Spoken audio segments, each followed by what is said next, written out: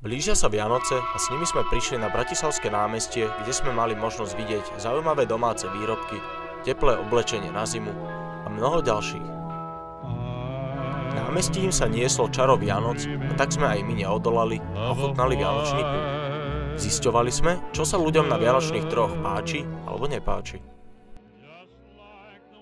Ja som sa chodila ešte tak, že cez deň nebola taká ozajstná atmosféra a väčšinou ma to odradzalo kvôli tomu, že je tu veľa ľudí, tlačenica, zima a zohrievam si tie ruky na tom čaji alebo na tom víne, lebo nie sme z Bratislavy, takže väčšinou len na tom čaji.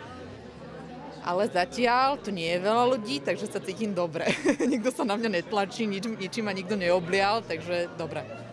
No pravdu povediac, ja sem nechodím, pretože je to tu veľmi skomercionalizované a keď idem okolo, sa mi to veľmi nepáči, že ľudia sem chodia sa doslova načgať, ako keby týždeň nejedli. Je to super, všetci tancujú, sú veselí, všetci hromadne ideme zabíjať kaprov, paráda, všetci ich zjeme naraz a všetci sa stretneme pri štedrovečernom stole.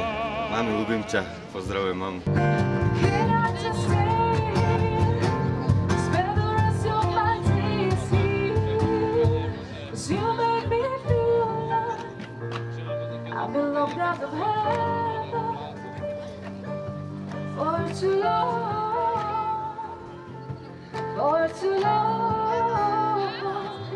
You make me feel